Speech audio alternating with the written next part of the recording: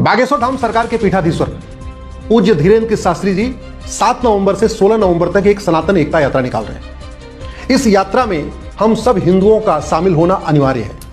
मैं खुद भी इसमें शामिल हो रहा हूं, आपसे भी आग्रह कर रहा हूं, आप भी इस यात्रा में आइए, परिवार के साथ आइए, बच्चों के साथ आइए, मित्रों के साथ आइए। यह यात्रा 7 नवंबर को दिल्ली से शुरू होगी और 16 नवंबर को इसका समापन वृंदावन में होगा।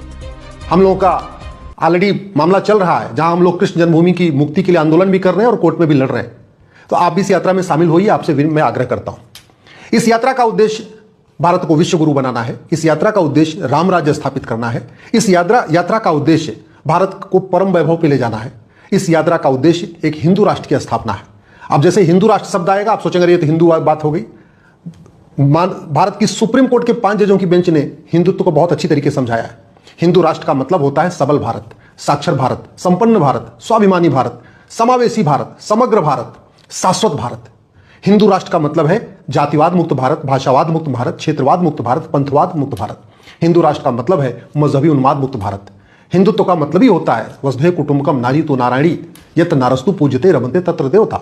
हिंदुत्व हमें सर्वमंगल मांगल्य शिवे सर्वार्थ साधिके सिखाता है, सर्वे भवन्तु सुखिनः सिखाता है।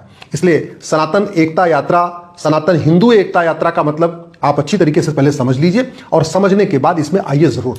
भारत में अनेक समस्याएं चल रही हैं, उन सभी समस्याओं का समाधान तभी हो सकता है जब हम सब लोग मिलकर एक आवाज में अपनी बात रखें। भारत में घूसखोरी है, कमीशनखोरी है, जमाखोरी है, मिलावटखोरी है, कालाबाजारी है, नशा तस्करी है, मानव तस्करी है। भारत में लव जिहाद है, लैंड जिहाद है, धर्मांतरण है, घुसपैठ है। भारत में भ्रष्टाचार है।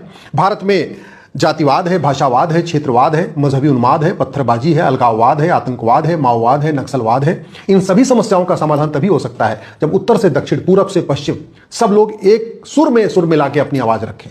जब ब्राह्मण, क्षत्रिय, वैश्य, दलित एक साथ इकट्ठा होकर अपनी आवाज उठाएं, जब बच्चे, बूढ़े, जवान एक साथ अपनी आवाज उठाएं, तभी भारत विश्वगुरु बन पाएगा, तभी भारत में राम राज्य की स्थापना हो पाएगा, तभी भारत का परम वैभव का लक्ष्य प्राप्त हो पाएगा, तभी भारत वास्तव में स्वतंत्र भारत हो पाएगा। आप सोच रहे होंगे भारत स्वतंत्र तो है, स्वतंत्र नहीं है।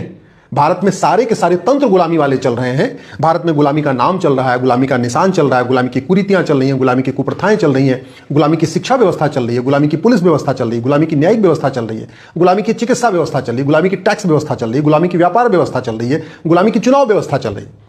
तो कहते हैं हम स्वतंत्र हैं, कोई तंत्र हमारा नहीं है, कोई सिस्टम हमारा अपना नहीं, सारे सिस्टम गुलामी के हैं। गुलामी तो इस हद तक है कि आज भी एयरपोर्ट पे आप जाइए तो जितने भी जहाज हैं उस जहाज के ऊपर आपको लिखा रहेगा, जितने एरोप्लेन है सब पे लिखा रहता है वीटी का मतलब होता है विक्टोरिया टेरिटरी। तो आज भी हम वास्तव में कागजों पे हम स्वतंत्र हैं, सही मामले में हम स्वतंत्र नहीं है। हम कहते हैं भारत संप्रभु राष्ट्र है, लेकिन ये कागजों पे हम संप्रभु राष्ट्र हैं, वास्तव में नहीं है। संप्रभुता का मतलब होता है न गुलामी का नाम हो, न गुलामी का निशान हो, न गुलामी की कुरीतियां हो, न गुलामी की कुप्रथाएं हो। तो बागेश्वर धाम सरकार की जो यात्रा निकल रही है, ये सनातन एकता यात्रा, सनातन हिंदू एकता यात्रा, इसका लक्ष्य यही है कि सब लोग संगठित हो जाएं और संगठित होकर एक आवाज में आवाज मिलाएं। जब यहां पे मुगल चले गए तो मुगलों का नियम कानून नहीं चलना चाहिए। जब अंग्रेज चले गए, अंग्रेजों का नियम कानून नहीं चलना चाहिए। अब तो यहां पे वही नीतियां लागू होनी चाहिए जो छत्रपति शिवाजी महाराज ने लागू किया था, जो राजा विक्रमादित्य ने लागू किया था, जो रानी अहिल्याबाई होलकर ने लागू किया था। अब तो यहां वही नीतियां लागू होनी चाहिए जो हमारे ऋषि महर्षि चाहते थे, जो आचार्य चाणक्य चाहते थे, जो चंद्रगुप्त मौर्य की नीतियां थी वो लागू होनी चाहिए। भारत को परम वैभव पे ले जाना है तो स्वाभाविक सी बात है, यहां जो अनेक तरीके के अलगाववाद की घटनाएं चल रही हैं उसको रोकना होगा। उसको रोकने के लिए संगठित होना जरूरी है। दुनिया में सबसे ज्यादा लव जिहाद की घटना भारत में हो रही है। 1000 बेटियां पर डे लव जिहाद का शिकार हो रही हैं, यानी साल में 3.5 लाख बेटियां लव जिहाद का शिकार हो रही हैं। ये तभी रुकेगा जब कठोर कानून बनेगा, और कठोर कानून तब बनेगा जब पूरब से पश्चिम, उत्तर से दक्षिण सब लोग जातिवाद, भाषावाद, क्षेत्रवाद छोड़ के उसको ऊपर उठ के राष्ट्रवाद के लिए आवाज उठाएंगे, तब जाके ये रुकेगा। दुनिया में सबसे ज्यादा धर्मांतरण भारत में हो रहा है, 1500 परिवारों का पर डे धर्मांतरण हो रहा है, और वो तभी रुकेगा जब उत्तर से दक्षिण, पूरब से पश्चिम सब लोग मिलकर आवाज उठाएंगे, तब जाके रुकेगा। दुनिया में सबसे ज्यादा लैंड जिहाद भारत में हो रहा है। 40 लाख एकड़ जमीन पे वक्फ बोर्ड कब्जा करके बैठा हुआ है।